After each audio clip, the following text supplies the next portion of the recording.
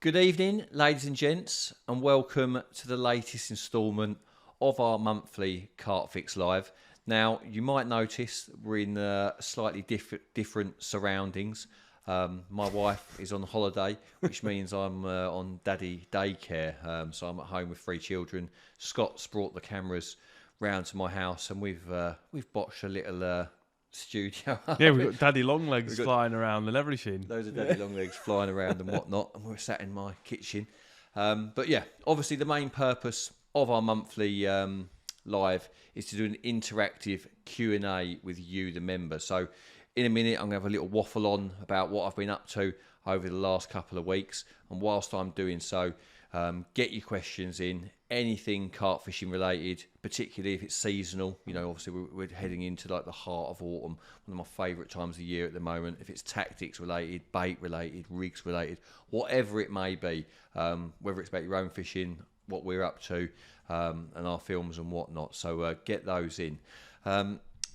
With regards to fishing, I've just come back from another trip to Gigantica. Obviously, we filmed there for CarpFix at the beginning of August, where I caught Fred. Obviously, those 2 films are out on the app already, and some of you have probably already watched those.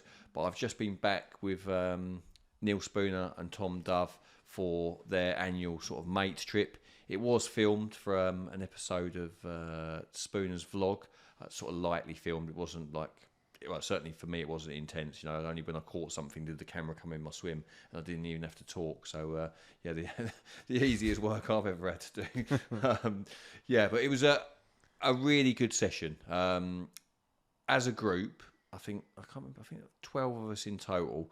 92 or 93 fish caught, which I believe is the most fish of any group this year. So we've done really well.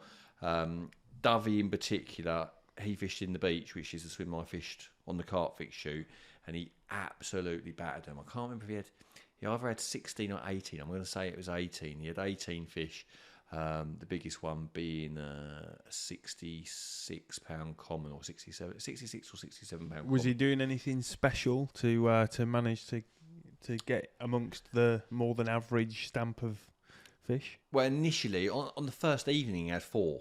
Right, okay. Right, and he went out quite long. It's not normal on a Saturday. No, and it's not normal for the beach either. The beach is Sorry. The beach isn't what you would say is a prolific swim. It does do big uns, but he went out longer than normal. There's a hot spot in the swim that's been doing them recently, sort of 18 wraps, where I caught Fred. But he decided to go out long, 30 wraps or whatever, and yeah, got amongst lots of fish really quickly, but sort of 2/3 of the way through the week, I'm going to say 4 nights in, maybe even 5. I think it was 4 nights in, 4 or 5 nights in. He was very aware that he was catching smaller carp than normally get caught from the beach, and that obviously in his previous sessions as well, he caught a lot of fish without really getting amongst the big ones. So he came back a little bit short. I don't think he was necessarily on the spot that I fished. I think he might have gone a little bit more to the right. I didn't really ask him, but he came back shorter. I think 18 wraps, something like that. More round to the right than where he was, I think. And he was putting a lot of hemp out. And him and Jake would like bait. They're helping each other bait each of their swims. So like Jake would come round to Dovey's, and they'd both be swamming and having a beer and putting it out there, and then they go round to Jake's swim and do the same. But yeah, he caught a few bigger ones, including a 66 pounder. I think that was on the, I'm going to say it was the Thursday morning. I think it was either the Wednesday or the Thursday morning, and then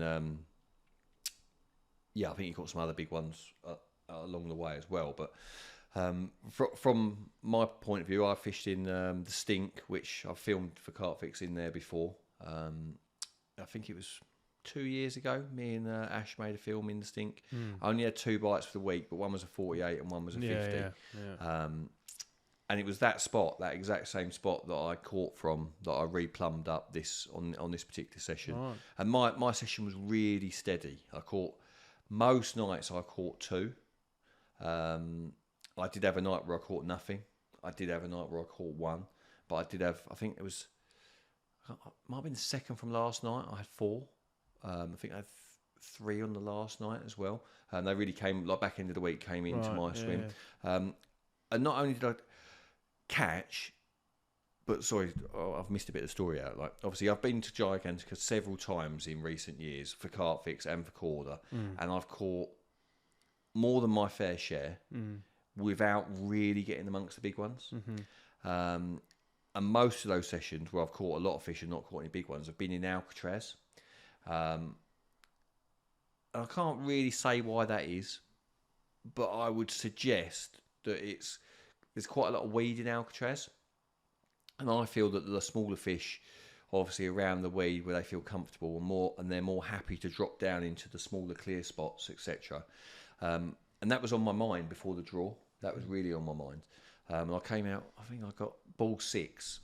And obviously your top 3 are always going to be Coes, Alcatraz, Alamo. You know, they're like, you got to come out early to get them. Ball 5 took Coes, which I literally saw ball 5 come past my face. It's like after I'd had 6. Would you have got in Coes? Yeah, I'd have gone in Coes. So yeah, for sure, I'd have gone in there. But in hindsight, it worked out. Like when it came to my turn to pick, I had 3 swims that I was almost as happy as each other. I had Stink, Beach, and Baxter's that were all in my mind. Yeah. And the reason that Beach and Baxter's were in my mind is because of the Immaculate getting caught from those 2 swims. But because it's already been caught this year, it was caught in May. Okay. And it's quite a rare fish. I was like, I don't think it's going to get caught again this year. Yeah, I don't think. So you didn't want to go in the beach again, did you? Really? No. And I on the Saturday morning, I got there on the Friday night, but on the Saturday morning, when everyone clears off at 9 o'clock, I like to run round my leading rod, just to have a cheeky cast out. You're not supposed to do that, but have a few casts out and a few swims. Because you might find a nice spot that makes a swim go up your list, you know, or you might find there's no clear spots in the swim and it goes down your list. Yeah. So, I had a good lead round and a few swims, and Stink, I was like, it's up the side, like there's a lot of weed in front of Alamo, and Alamo is one of the most prolific swims on the lake, but in Stink there isn't any weed. You look up the side of it, and I thought, I quite like that, you know, I can go out at different ranges. They come in short to the right in Stink as well, there's some snags around there, so you've got 2 options, but it was all about the long area for me, and basically I put out,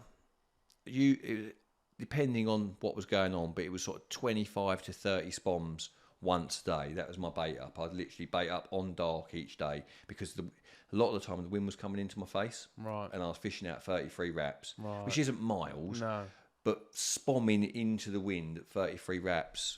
It's a lot of effort. It's hard. It is hard, you know. It's like I'm hitting it as hard as I can.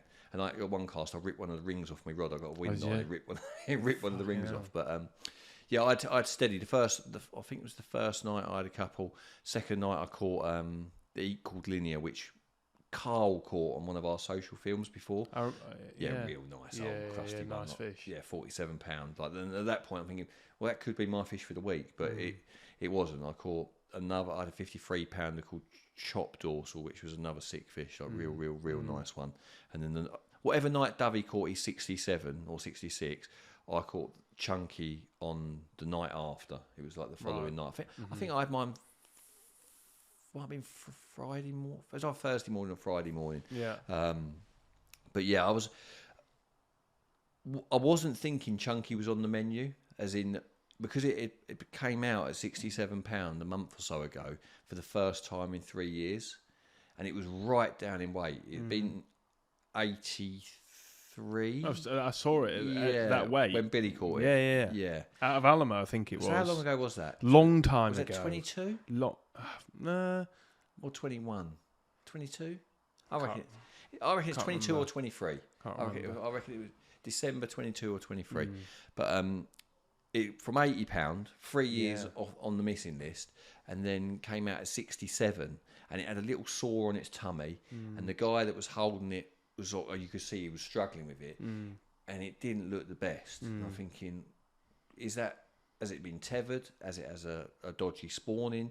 You know, you don't know. But in my mind, that wasn't one of the ones I thought that was in the offing. You know, I didn't think we were going to have that one. And when it popped up in the night in Head Torch, I was thinking it was Spence's, which is the second biggest one in the lake. I'm thinking like, you're on it, And £72. It was chunky, and obviously it's put on £5 £5 since the guy caught it a month ago, which would suggest it was either tethered or spawning. They routinely spawn late in Gigantic because it's really deep. It's like a bomb hole, isn't it? It's like spawning. No, that's a big spawning drop though. No. Well, I've caught 40s that have gone down to scraper 30s. Right. Like, so Yeah. I think 25% £10 is possible. You know, it's I've never caught really, really big ones. But like the Fat Lady at St Ives used to drop.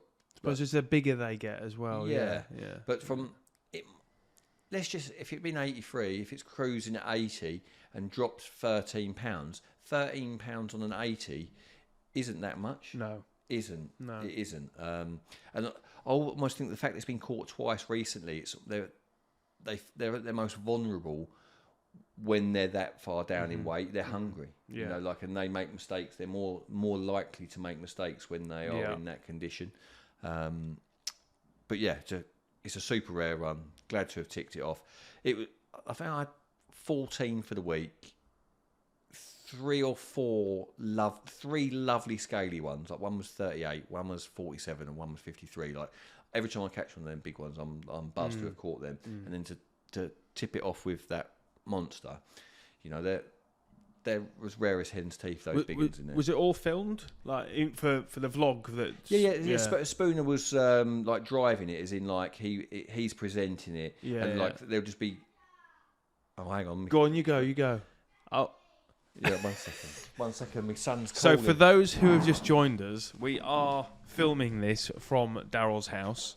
So he's just he's doing his daddy daycare duties. But so we're at Pecky's house. Normally we're in a studio. For those of you who are here for the first time, and Pecky's just been talking about Gigantica, where he was on the main lake doing the Dovey's social week that he does. And on the same week, we were also there with Rob. You might have seen Rob was over there with Ash, our cameraman. He worked like an absolute Trojan all week. Burgess caught, I think, 90 fish. I think it was that's what he ended up with, which is an absolute joke. But yeah, he caught loads and loads of fish, which will be going out. The first part, we're going to make it 2 parts because of the amount of fish, and other people caught as well. That'll go out next Friday, and then we'll have the following one the following Friday. So here he is, he's back. Daddy daycare. He said there's a massive spider in my bedroom. Daddy Longlegs. No, when I opened the curtain, a little bit of fluff fell down, so I grabbed a bit of fluff and pretended it was a spider and left. So the spider's still in there. The spider's still in there, somewhere. Yeah. Yeah. You'll get another shout in a minute, that's the problem. Yeah, I said if it happens again, get your sister to kill it. We get the Hoover out. Yeah, get the Hoover out. I was just saying, Rob's social week was filmed the same time. Did he catch 90 fish, I think it was, wasn't it?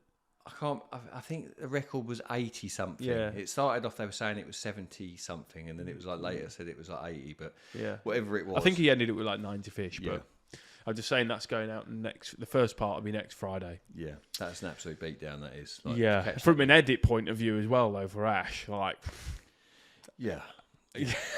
Imagine, you have to start letting them go after a while. Like, don't have to. Well, that's what he was doing, wasn't it? Just film, 2-3 shots. Otherwise, you go home with.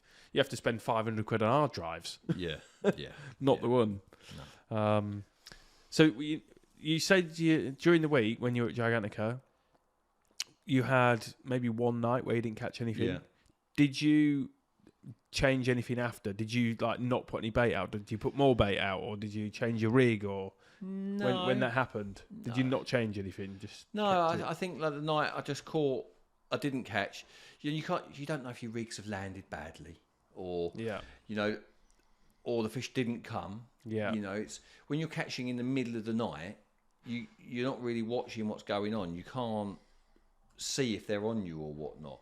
And you expect to have nights where you don't catch, but because I'd only been putting 25-30 spoms out, if I didn't catch over 25-30 spoms of hemp and boilie, you know that there's quite a few coarse fish in there. You don't like some of that hemp's probably been eaten, if not all of it.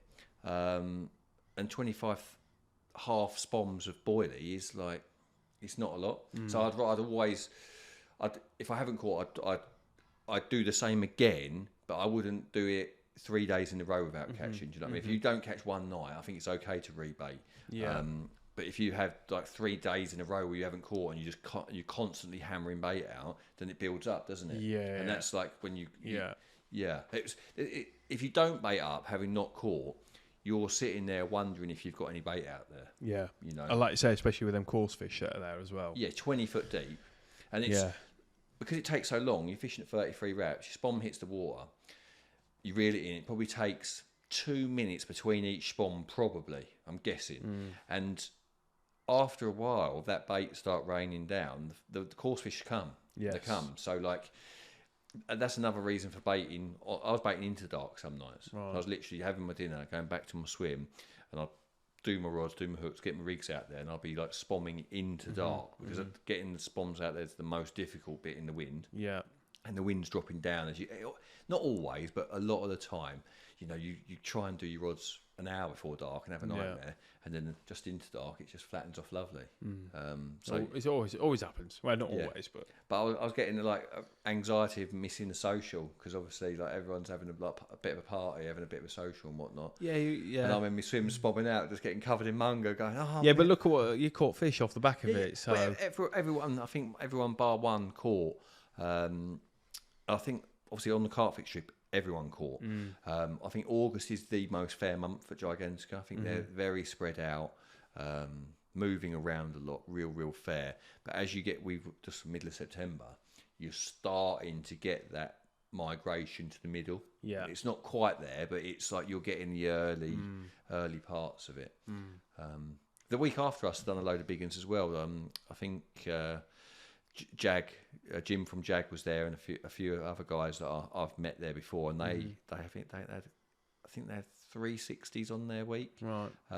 Which is it's certainly a good time to be out. Yeah, it's certainly a very good time to go out right now. Yeah, or over the last few weeks, especially. Yeah, I think Three Islands Lake after we went there, didn't it? We went there and we had it relatively tough.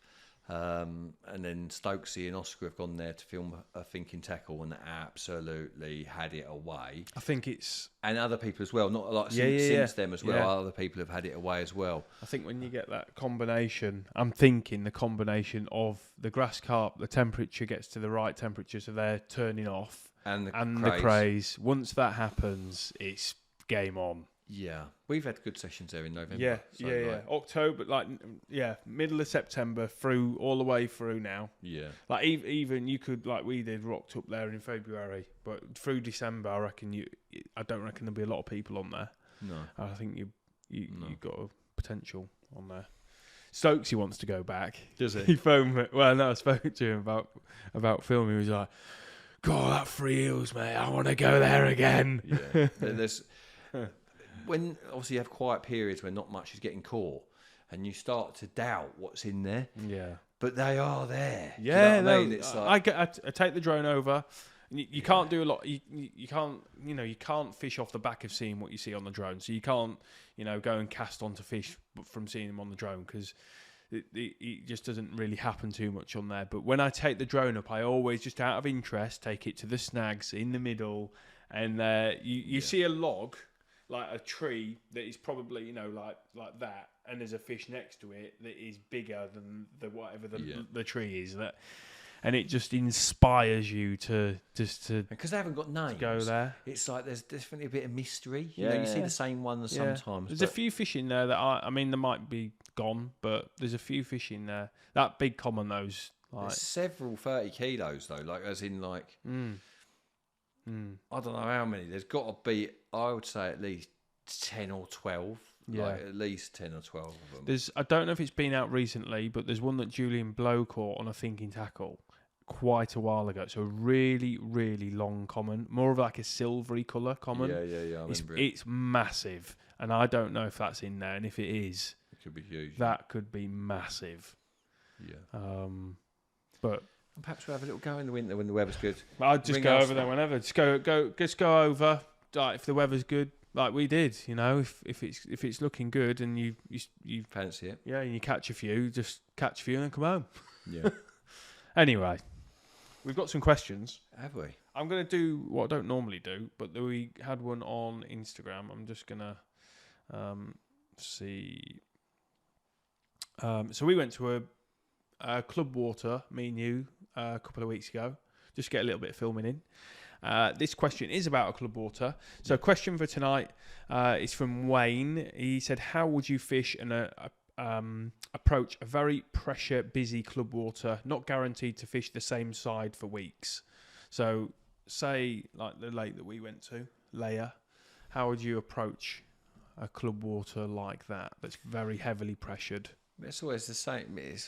Whether it's a Club Water or a day ticket lake, exclusive syndicate, carp fishing is never fair. Is in the fish are very rarely evenly distributed around the lake, and the lower stock the venue is, the more that is the case. So you, like I just said, gigantic in August, very fair because the fish are very spread out. But on a lower stock lake, they can't be very spread out. They can't. They just, by their nature, they're more localised. And obviously, the biggest problem with busy lakes is people. You're competing with the anglers for position. And if someone's in the best swim and all the fish are in that swim, and that's why it's the best swim because all the fish are there, then there's not a lot you can do about it. The real key is on club lakes, you'll have little cliques of people, and trying to get an idea of who's coming and going when, trying to be friendly to those people that are there frequently so you can get a look in the best spots and the best swims. You've got sometimes you've got to play the game a little bit. Sometimes it pays not to do that. Sometimes it pays just to keep your head down, look for fish and take your chance. But it certainly can't hurt to have a few phone numbers and getting a little bit of info about who's going when and that sort of stuff. Because especially now, like once you get into October, I just find that it starts to get a little bit more difficult, and location becomes even more important than ever because they're not swimming round as much as they were high summer. So ultimately, the more you put into it, the more you're going to get out of it. Location is always going to be king, and if you're just turning up and slotting in the last peg, that's not a recipe for success. You're going to have to really push to try and get on the fish, whether that's like in the best swim because that's where they get all the time, or staying up at night and following them where they're jumping in the hours of darkness. It's really hard to give a direct answer because every lake's different and every stocking density and pressure situation is all different. But ultimately, everything that's right in carp fishing is in location number one, and if you can't get where they are, you're going to be at an immediate disadvantage and it's going to be hard. Yep. We have a question from Mick the Greek. Do you always use hybrid stiff for your boom sections on your hinge stiff rigs, or do you play about with anything else? Also, do you always use a 5-inch boom, or do you ever lengthen it? Yeah, I always use a 5-inch boom. And for the most part, I always use hybrid stiff. I have tried boom a few times, like crimping loops in boom to like try and get, rather than use a ring swivel, use just a swivel, just a normal size 11 swivel on a crimped loop. But I've had a few tangles like that, and I don't know. It shouldn't tangle. You've got a 25-pound stiff fluorocarbon and a crimped loop. It shouldn't tangle, but I have had a few tangles. So for the most part, I just try and use that hybrid stiff. I've got a lot of confidence in that when it's crimped. It's really strong. The only trouble is if when I've had it go through other rods. We've had when you caught yourself up, you've had a fish, it's gone through the other line. I've had the coating break on my boom, which then it's terminal. If it was just boom, you'd stretch it back out and it'd probably be fine. Yeah. But I've had the coating break on my booms after things like that happening. But yeah, I've got a lot of time for that hybrid stiff. I rate it. Are there any other cord and materials like the hybrid stiff that you would use for the booms, apart from obviously like the boom fluoros and stuff? Well, you could use any other coated braid, but then you'd be knotting it because you can't crimp the other coated braids, and then the knots are nowhere near as neat. Those like coated braids are inherently thick. They just are. You know, you've got a core and then a plastic coating, and the knots are bulky and ugly. Especially when you start wrapping putty around them as well, it gets gross real fast. Like, you know. So hybrid stuff is good. Yeah, underrated product. That real underrated product. Yeah. Super thin. Steams, like you have to steam it. It's one of those products that you absolutely have to steam. Yeah. But yeah, good. Kevin McManus, who recently joined us on the social, and he caught that 60-pounder mirror in 15, swim 15. Kev? Yeah. He's asked a question. If you haven't watched it, Kev, I'm sure you have. Just, watch the film on Freels. It's out now. He said, "Evening, gents. Good to see you. What are your thoughts on the use of line clips on rods? Good, bad, waste of time? When to use and when not to?" Now, like years ago, Rob Malin used to do. There was a video by him and articles by him fishing at Harefield Hauling, they were called. And I specifically remember Harefield Hauling. I specifically remember him talking about using the line clip because there might be like little bits of weed on the hook point to really sort of drive it home, to send it home. But in my opinion, nowadays they're primarily aesthetic. You know, it's just it's a look thing. Yeah. Because what happens when you've got the line in the line clip is when the fish pulls tight, the line actually goes above the buzzer. So for that, you get your bleeps as the bobbin comes up, but until it comes out of the clip, it's actually not in the bite alarm anymore. Yeah. So yeah, it's I don't think there's any advantage whatsoever to using it, there's not a lot of negative. Like, it's just, I think people like to have their bobbins and there's a certain look, and then they talk about it. Oh, it's snap out the line clip. You know what I mean? You hear it like that. I heard it click out. Well, I've ever since I got my first carp rods, which were Gray's X-Flight plus 50s, because they had 50mm butt rings, they had line clips on, and I've always had line clips. So for me, I just like to have one. I don't use it because I think it's of any advantage to. Yeah, just use it because you like the look exactly. Of it. And that, I would use them without, but I just like, because I've always used them. I just like to use them. Yeah, as long as they're not damaging the line. Like, I've had some really bad line clips on rods over the years, because in the old days, rods used to come with them like whipped on, and a lot of the time they were like carbon lollipop sticks sort of style things that were like stuck to the rod. Yeah, but they'd sort of, you'd have the varnish stuck between the clip and the thing, and it'd be really rough in there, and a lot of time it'd be like doing more damage in the line and whatnot. Yeah, but I don't think there's any advantage. It's just if you enjoy using them, you like the look of it, then crack on. Yeah. Richard James, evening, Darrell. Nice to see you 2 weeks ago at Gigantica. Quick question: why do you put the pilot hole in the combi kicker? So that little... It's called an aligner. Yeah, that is, which is a Jim Gibson invention from the 90s or maybe even the 80s, a really, really long time ago. But I just find that it does help the hook to turn. It just adds a little bit more to it, as in it's a little bit quicker on the turn. And if you think it's giving you a little bit of an advantage, it's like helping for that turning mechanism. So that's why I do it. In the last few weeks, so I started doing it at Gigantica. When we went on the CarpFix film, I used a shot on the hook there on the back end of the session. I used it during the Three Islands film, and I've just used it again at Gigantica for a whole week, used it from start to finish, and I've just used it again on a little overnight session with Ted. And I am falling in love with it. As in, I think it is my biggest fear with the shot on the hook. I've got 2 fears or 3 fears.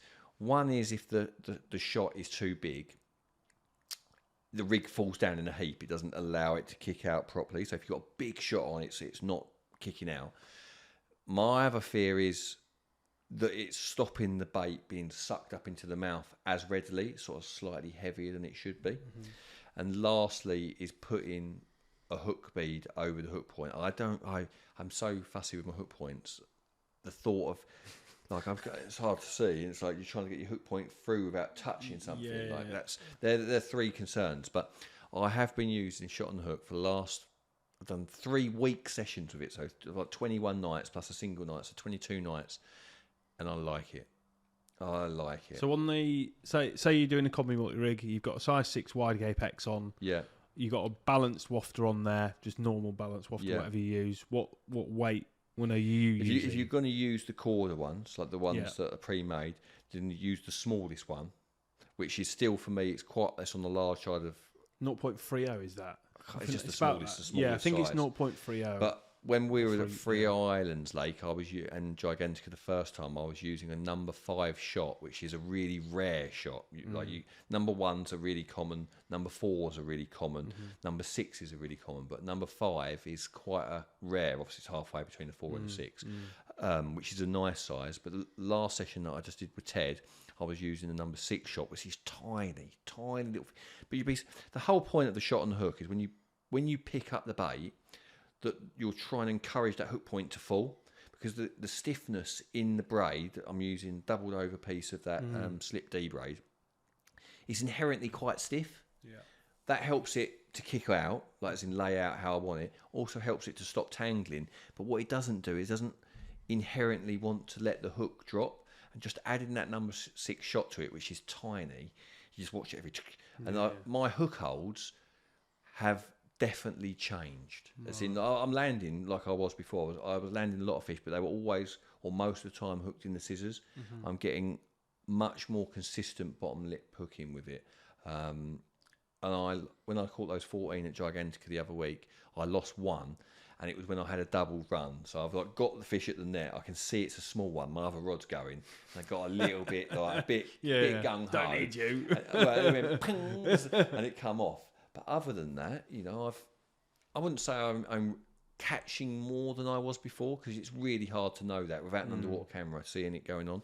But I don't like to change things willy-nilly. Shot on the hook is not a new thing, but Corder and Dan were starting to get on this a couple of years back, and I'm only just like going toward it. Well, you've over previously you've caught fish. Nothing's really wrong. So it's like, why would you change? But I can see. Obviously, as I said, like the concerns I had were what were holding me back. That if it's too heavy a shot, it's going to impede it going into its mouth. It's also going to stop the rig coming out. So, my take on it is I like the idea, but I want to fish the shot as small as possible. That's my take on it. Well, let us know if you use the shot on the hook as well. That would be quite interesting. Franz is watching from Holland. Good evening, Franz. We've got Ross has asked a question about his syndicate. So, good evening, lads. My new syndicate is basically a bowl, very featureless, and sleeps off. He slopes off quite quickly down to about 16 to 18 foot. Would zigs be a good option in the autumn, or is it time for boilies? I've never ever done well. I'm not saying I've never caught, but I've never done well in the autumn on zigs. That film with Tom Dove that's out, I think it's called Into the Abyss, I think, in tackle. We're fishing a lake that was really deep, like 50s, some 40s, 50 foot deep out there. And obviously you're fishing adjustables, and that was in September. Now, other than that, I can't really think of many times where I've done well on zigs. But I can think of lots of times where I've started fishing deeper than I have all year. In the spring, you notice the fish are coming shallow. You notice that you catch them on zigs, that you won't catch them in the deeper parts of the lake. As you get into summer, you find that the fish are moving round. They're willing to go a little bit deeper, but want to be around sort of weed and snags and all of that sort of stuff. And as you get into autumn, not always, but you'll notice that fish will start to use areas that they haven't been in the first part of the year. They'll start to be happier out in the open water, happier to be in the deep. My approach is always based around where I think the fish are. I don't like fishing zigs. It's not something I like. But it's something that I've accepted that you have to do if you want to be in the best chance of a bite at times. But what's the question exactly again? Sorry. So would you fish zigs at this time of year, or would you go for a boilie approach? I wouldn't be. Zigs wouldn't be my first port of call because I've not done well. I've tried them lots of times and I've had them jumping over me. Generally, I find it's a bait thing. You know, they can be. If you've got lots of nuisance fish, then I find that they're happy to eat boilies, and boilies will be best. You know, at Grenville's in the autumn, they love boilies in there, they eat boilies. But on some really pressured lakes where you haven't got nuisance fish, I find that they can become a bit indifferent to boilies in the autumn, and that, you know, that's when the alternative baits come in, like your maggots, your casters, your worms, your sweet corn, like those sort of things. I don't know exactly why that is, but for me, from maggots and casters and corn are at their absolute best in the autumn as an alternative bait to boilies. So if you're not catching on boilies and they're topping over you, I wouldn't change to zigs. My first thing would be to think, right, I want to try a different bait, you know, see if I can get a different reaction rather than trying zigs. Cool. Hopefully that helps, Ross. Following on from the combi multi-rig, talking about the shot and hook, George has said, I've just started to get a few weird hook holds on the combi multi-rig, built to your spec, starting to get hook holds in the side of the mouth. Any tweaks or ideas why? Yeah, so that as I've mentioned before, that the slip D braid, it's naturally quite stiff, and especially when you first tie it, the hook doesn't really sort of turn as well because of the natural inherent stiffness of that braid. Now, to get around that, you can twiddle it up. So before you cast it out, when you first tie your rig, put a puller tool into the loop, hold the Albright knot, and just spin the puller tool all the way around until it's like completely crumpled up one way, and then do it again the other way. And then what you're doing, you're loosening the fibres within that braid to make the hook move more freely. But I would say give the shot on the hook a go, because the reason you're getting those indifferent hook holes or inconsistent hook holes is because the hook isn't dropping. You know, the hook is fighting against the stiffness of the braid, and if you daddy long legs.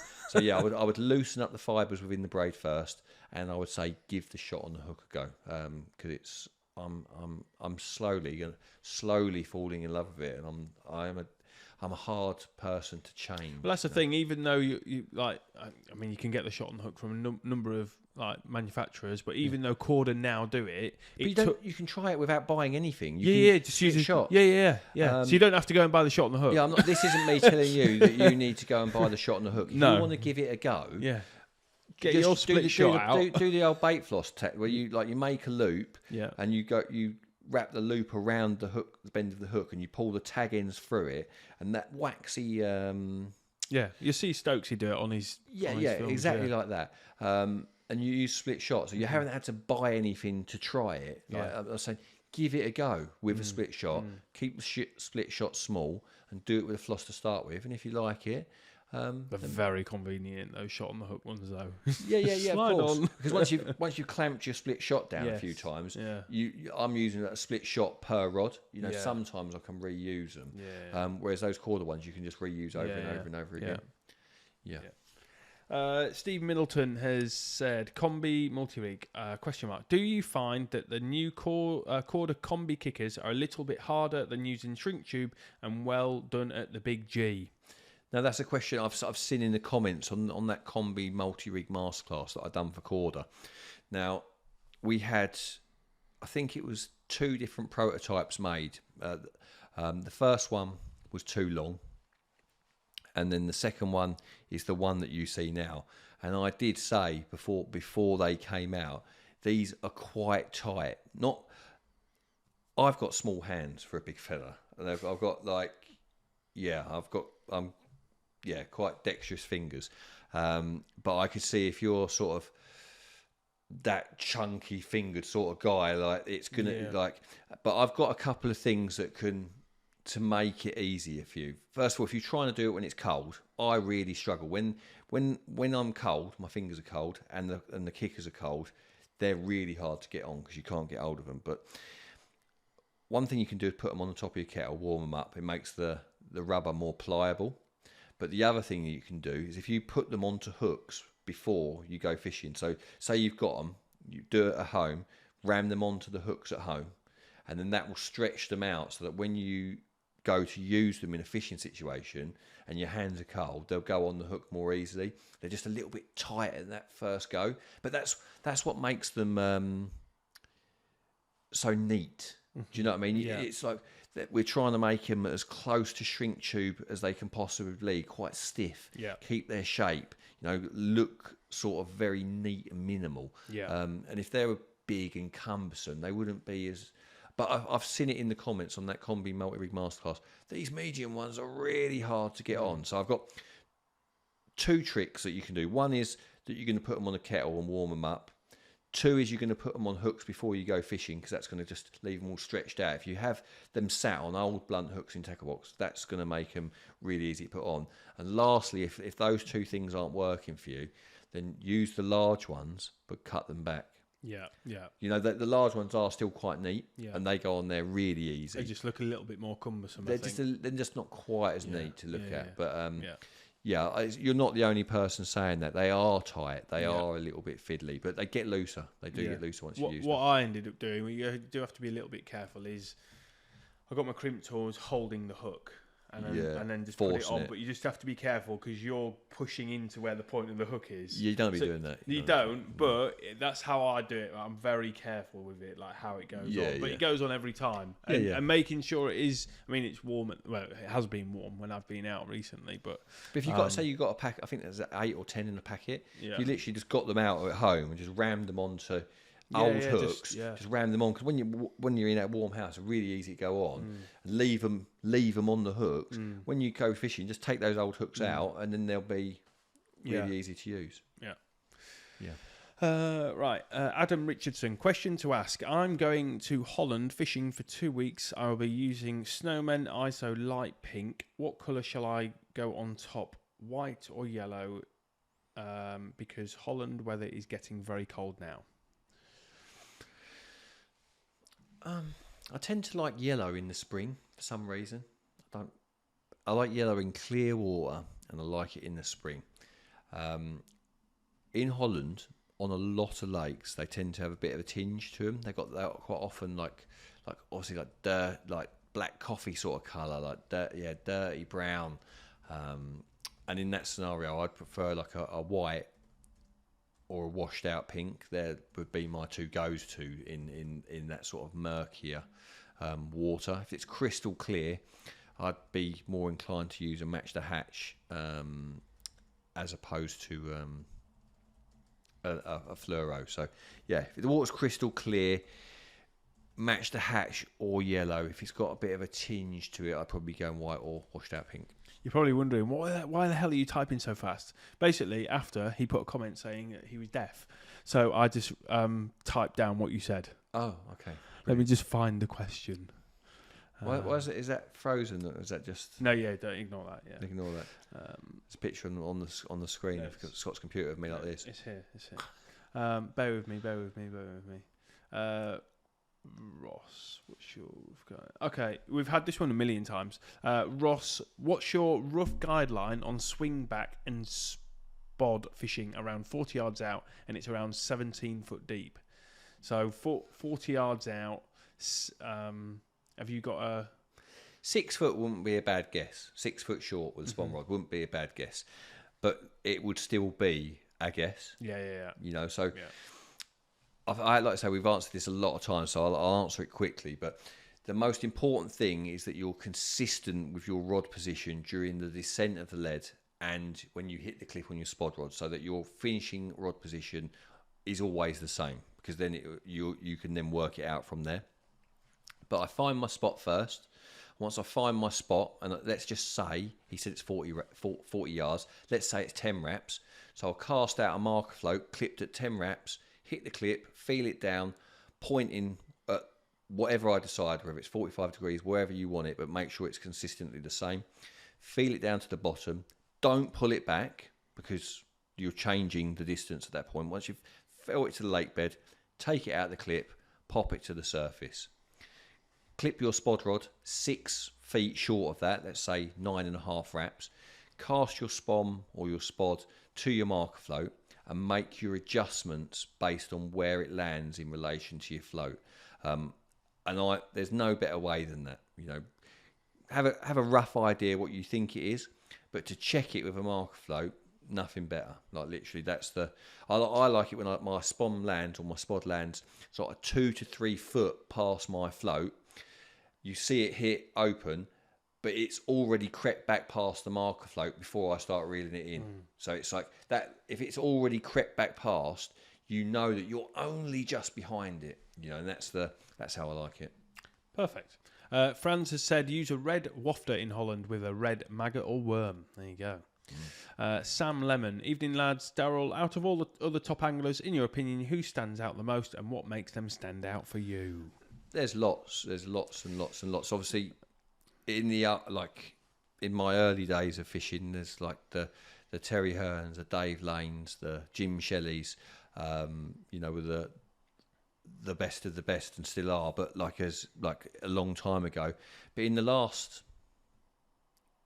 10 years or so, you know, there's a new wave of a younger generation, you know, the likes of Scott Lloyd, Luke Valerie, Luke Stevenson, Tom Stokes, Miles Gibson. You know, these guys are they're just consistent, you know, and I think anyone can be the local hero of their local venue. You know, if you live local to a lake, you're in tune with all your mates down there, you can have a season where you beat it up. But the guys that can go anywhere and routinely bash it up and do it consistently year on year, you know, the likes of the two Lukes, Scott Lloyd, Miles Gibson, Tom Stokes, you know, all of them. And there's obviously others that aren't as well known, you know, but I'm talking about the guys that most people will have heard of, you know. I'm not saying that they're the only ones. There's obviously lots of other great anglers out there, but yeah, they're the guys that I think, yeah, they're doing it. They are doing it. They are doing it. Right, bear with me. Who have we got? Gary, evening. Aaron, good evening, guys. Hope you have a lovely evening. Mark Mayhew, question for you and Scott. Heading to Grenville for the full moon Sunday for 3 nights. Been checking Unifish out. Wind's going to be pushing west-southwesterly, as it always bloody does on there. For most of my session, what area swim would you think? Go on. I mean, all I can report is I've caught a 10-pounder, which is... Well, obviously I would say swim 33, but it's closed, you told me, is that right? It was, and I think it probably still is, because the weed was still quite... Yeah. Well, that will mean that 32 is a good option on the back of the wind, but the 32 would be a good option because you'd be able to cast out far with the wind off your back. But there's a lot of fish in there, and I'd be quite happy in, is it 14 and... I think, 14, 15, 16... even 10, 12, I'd fancy those swims, you know. 33 is the king. It's like, do you know in computer games you have what it's called, you have the end boss, the end boss of end bosses, not the level boss, like the end boss. And 33 is the end boss of swims. You know, you're out on that point. You're closest to the middle. No one can fish up the side of the right because you've got the pylons there. You've got the island where they like to hang out, and you've got that big area in the middle. It's like, if you can cast far out of 33 on the back of the wind, you're a gangster. That's the answer. If 33 is open, go in 33. Yeah. If it's not, go down the other end. I might go there actually on Thursday. Yeah. Potentially. The weather looks like it's getting a bit more tasty end of the week, so there'll be from what I've learned at Grenville in the time I was there, like they spend a lot of time July, August, early September in front of that lodge area. This is an enormous amount of bait. You've got a shallow gravel feature out there, a lot of fish hanging out in that part of the lake who gets fed so well. And obviously they hang out off the back of the island, don't they? From 6 on the back of the island in 8. Like they're the two main holding areas in the summer, early autumn. But as you get into October, they start pulling out into the middle from there.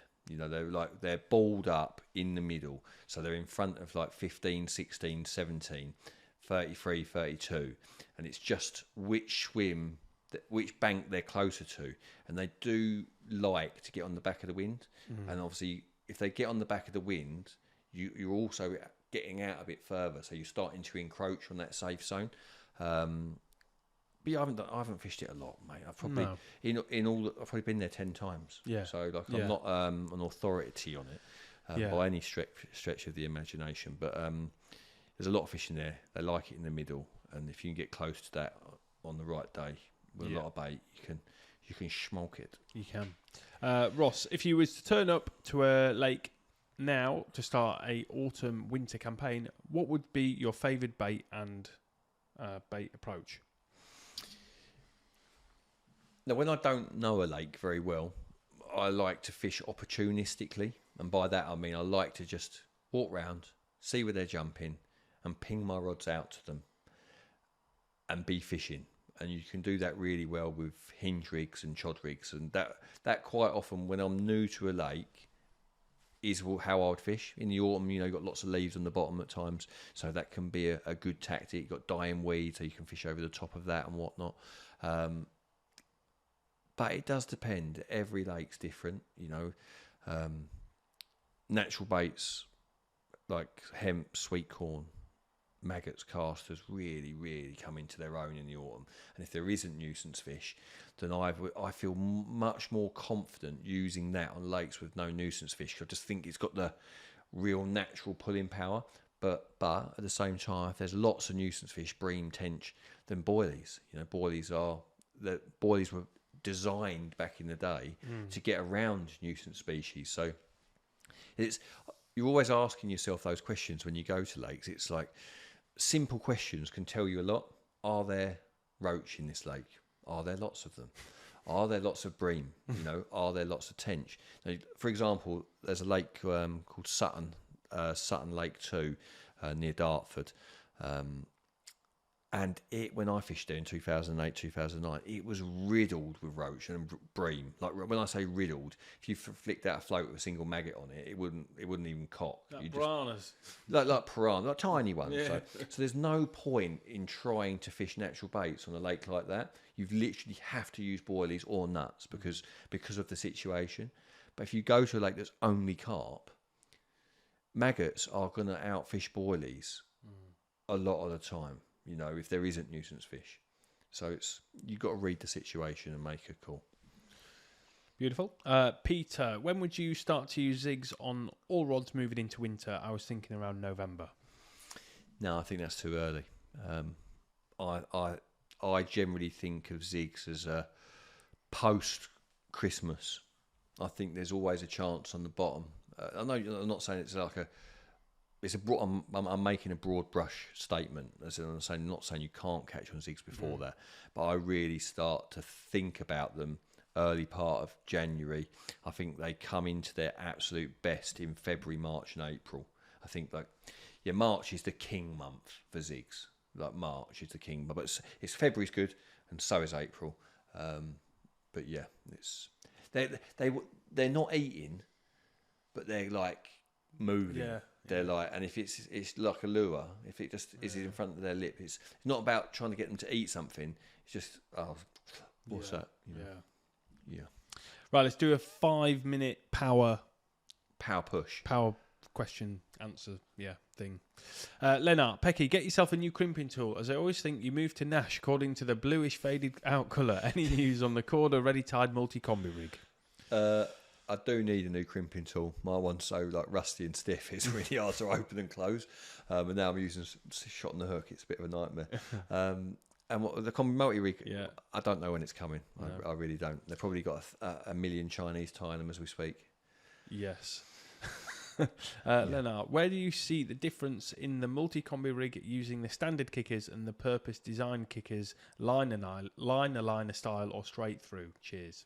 The standard kickers? Yeah, I don't like them. No. I've used them like that, but they're cumbersome, as in they're quite fat, and I don't like that little turny over bit. It's just I like a more progressive, like those combi multi kickers are designed to my spec. Yeah. So like I specifically didn't like the original ones for that rig, and these are as good as I could have made them. Yeah.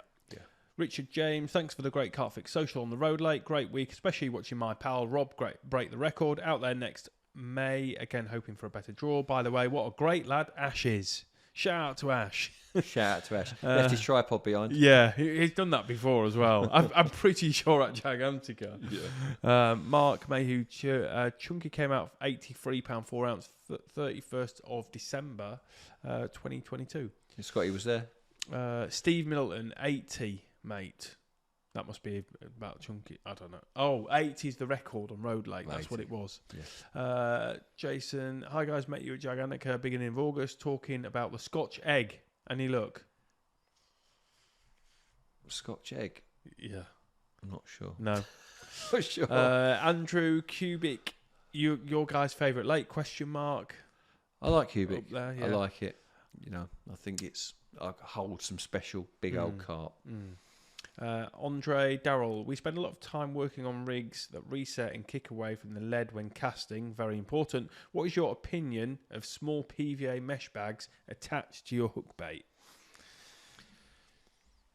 I really like mesh bags. I think like when you're trying to focus fishing on the hook bait, I think they're really good. Obviously the combi multi-rig, you can't just hook mesh bags onto the hook point, because when that impacts the you cast it out, lead hits the water, bag hits the water, lead rips the hook through the bag and pulls the D tight. Now I have fished it where I've threaded PVA sticks up the rig, and then the boilie sort of butted up against the bottom of it, and it's not pulled tight on casts. Haven't done it a lot, but I caught one out of Gigantica a little while back doing so, like on the December trip when we'd done the Road Lake film. But yeah, I think they're brilliant for when you're casting to bubblers, so fish that are rooting around in the silt. I love casting mesh bags to bubblers. I just think it's a great tactic. But if there's bream in your lake, it's also like an absolute magnet for them. Like a little bag of pellets, just a disaster waiting to happen. Yeah. Nathan, what wellies do you use and where, as my vast ones are on their last legs? I've got the Le Chamoux, some posh. French, some posh like horse riding boots, aren't they? Similar or something like that. And mine are the neoprene. They do 3 different linings. One's leather, which is the most expensive one. They do a fleece lined one or wool lined one, and they do a neoprene one. They're not. In all honesty, they're not particularly warm. The ones I've got, they do some ice boot version, like for a different model. Mine are comfy. I really enjoy wearing mine, but they do get cold in the like. I wear them more in the autumn and the spring than I do when it's wet. Damp and I wear them more to keep dry than I do to keep warm. Yeah. Sean Russell, hi guys. When using the new multi combi kickers, should I be using them liner style? I do. I always do. I haven't really tried them without, but I'm sure they'll work without doing it, and I'm sure a lot of people do. But I do think that liner just adds like an extra % or 2. Yeah. Carpy has said, been using the combi multi-rig and on 15 for 15. My question is, when you find yourself struggling, which I'm sure at some point you have suffered like us mere mortals, who is your first call for advice? I don't really ever call anyone yourself. For advice. You talk to yourself. I just try and... Yeah, I got to be honest, I don't call anyone for advice. I'm not saying that you shouldn't, but yeah, I'm a bit introverted like that, and maybe a bit too proud to ask. I've gone through loads of big blanks. Don't get me wrong, like loads and loads. Like over the years, I've done several 30 plus night blanks, so like 30 to 40 nights. I've done that probably at least 3, maybe 4 or 5 times in my life. And when it comes good at the end of that, it's always from aligning the basics, location, tried and tested baits, tried and tested rigs, where the fish are. You know, it's like when I'm blanking now, I just tell myself that I haven't lined it up, and I just accept it, because I've probably in my lifetime probably blanked more than 500 nights, probably. It might even be 1,000 in my lifetime as a carp angler. When you've blanked 500 nights, you just shrug your shoulders and just go, I've caught enough to know that I got it wrong this time. I just got to get it right next time. I don't overthink it. And you shouldn't either. It's just, blanking's part of it. You're making decisions on location, spot choice, bait choice, rig choice, where you position your rods based on what you see all of the time. And sometimes you make the wrong decisions.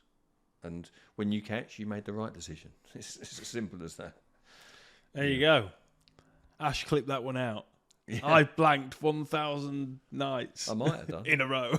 I reckon I've definitely blanked 500 over, like, you'd have to tally it, wouldn't you? You'd have 30 years. Yeah. 30 years of carp fishing to blank 500 nights is probably true. Yeah.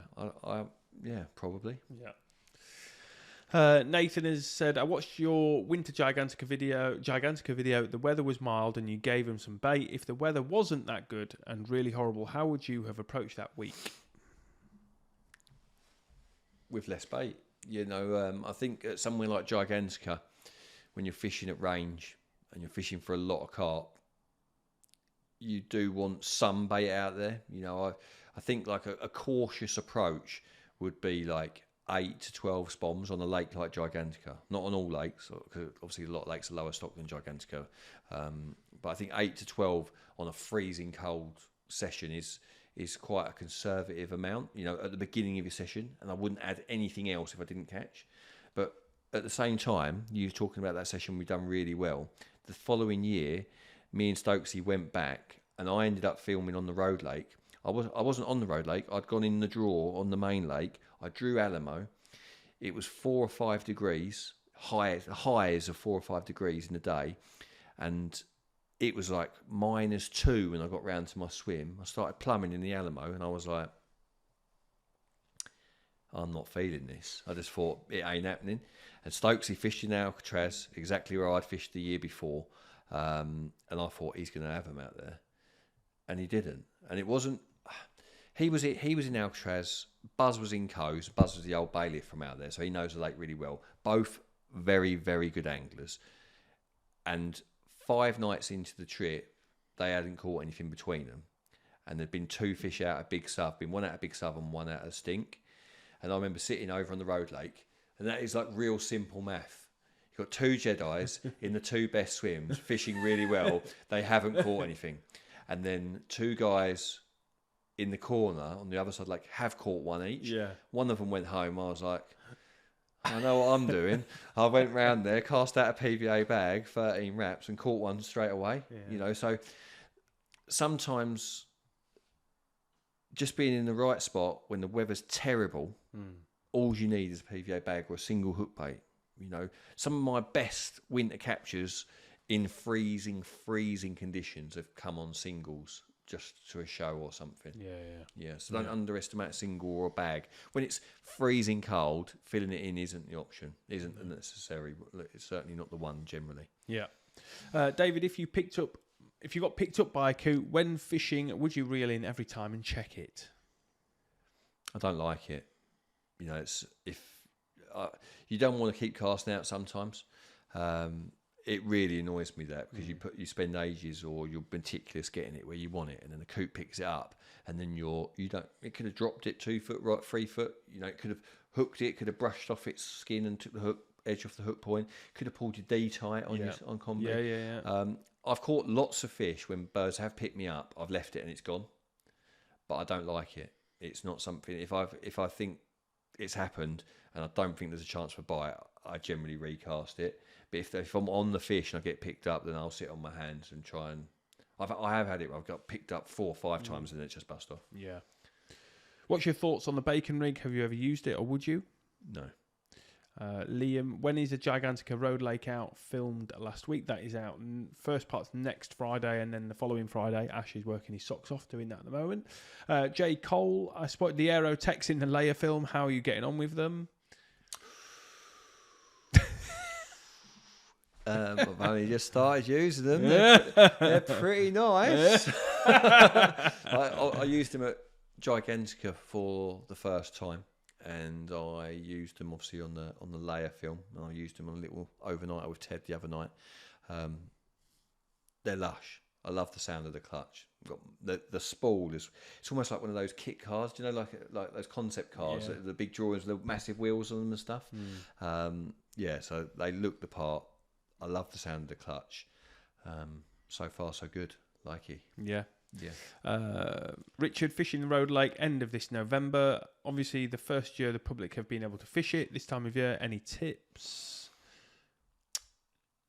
You better ask him, Rob, than me, really. Yeah. I think Road Lake is notoriously peggy. Even in the summer, like in the high summer, in the spring, you'll have someone like Rob absolutely killing it, and then you'll have a lot of people struggling. It's a lake that's not very fair. The fish ball up, and they can be. It doesn't matter what you're doing if you're not on them and whatnot. So. I would really do my homework in the weeks leading up to it. I'd really take the advice of the bailiffs, and I'd really, really hope for a good draw. It's where, like Gigantica, for example, really fair in the summer. Really fair in the summer, very well spread out lake, very roundish. The fish get about, but again, it can in the winter at Gigantica, it can often be coes and alcatraz, and that's it. It can often be like that. I don't know too much about Road Lake in the winter. Obviously, it's never been fished a lot, but I don't get the feeling that the swims in open water are very often the best ones. From what I've seen and heard, the swims that have no fishing banks, the ones that fish across to a bank, tend to be the better ones. The fish shot ball up where you can't bivvy up, right? And they don't. The open water swims can be fished to from lots of different directions. So there's no reason, because it's not a big lake, Road Lake, not very wide. The middle is very attainable from all directions, so it's not a safe area. Whereas the no fishing banks can only ever be fished to from one swim, which is a lot less lines. So I would say swims like Turtles, Billies, Tea Party, Decoy. Oh, that new one. What's the new one on the Bund? I think it's called the Bund or something. And Bachilias occasionally can be good, but the middle swims for me, they don't seem to be the best. Yeah. Right, I've got 3 questions, I think. Sean, I live 5 minutes from Rockford. Is there any advice to give if I were to take on the ticket? Yeah, you really need to practice your casting. Obviously, it's changed a lot since I was there. There was a lot of nuisance fishing the day when I fished there, a lot of bream. Don't think that's the case now. I think it's a lower stock, got some stockies in it. But, being able to fish and bait really well at range, it's been fished hard by lots of good anglers now. When I fished it, I was one of the first to get there, and I was fishing it with a bait boat, etc., etc. But, you either fish it in the spring when they come into the edges occasionally, or you learn to cast like a top G, because they are in the middle a lot, and if you can't fish well at 150 yards in a lot of the time, then you're going to be struggling unless you go in the spring when they come in the bays. Gary Morrison, can't wait for the CarpFix social again at Gigantica next year. Liam, how would you fish the Road Lake end of October, and what pegs? We just sort of answered that, really. Yeah. I think I'd be aiming for pegs with no fishing banks, Turtles, Billies, Tea Party, whichever one Rob fished, because he's done really well. Yeah, Tea Party 1 and 2. Yeah, he's in 2, I think. Yeah, that bank, it goes up the side of Turtles, through the Tea Party swims, down in front of Billies. It's a massive area where there's no swims. Yeah. Somewhere along there would probably be my go-to. Yeah, cool. Where did we get to? De Moulin. This guy asked a question in French, and I'm pretty sure I know what he's asking. He's asking, what boilies do you prefer? Cell's my go-to, my default safe bet, whether it's spring, summer, autumn or winter. I believe in it. It works everywhere. That said, I do feel that fish meal boilies have a habit of selecting the bigger fish. So if you're fishing in the summer, if you're fishing in the early part of the autumn when the water's still fairly warm, and the fish in that lake particularly like fish meal, then I would go for the ISA fish. But yeah, cell, when I don't know anything, cell's my go-to. I like the other baits like essential cell and whatnot, but I think, yeah, to keep it sort of concise, either cell or ISO fish. Cool. Right, last question is back to free eels, no surprise. Sean has said, hi guys, fishing Twas Eels at the last week of October. How would you go about baiting now crays and grass is slowed, but still got the bream? Cheers. Well, we done our film there in November. I think it was the first week in November, and we were baiting with 10 to 12 spoms of 20 mil cell, 18, 20 mil cell. And that was it. You know, just boilies, nothing else. Didn't have any nuisance fish, didn't have any issues with crays, and only caught carp. So I think, yeah, if you're going at the end of October, I would just go straight cell. I'd take rubber boilies with me just in case, but I reckon around then you'll probably be all right. Yeah. Yeah. Well, we'll be back in November because this is actually our October because we've got busy schedules. Okay. We'll be back in November, so maybe Sean can let us know because he should be back from that trip how he got on. Yeah, I'm jealous. I'd like. What swim has he got? I don't know. He didn't say. say. No, just let us know, Sean, how you get on because, like I say, we'll be back in November. You'll be back, and we'll see what's happened. Yeah. And yeah, we've got so the Road Lake Social will be starting next Friday and the following Friday after.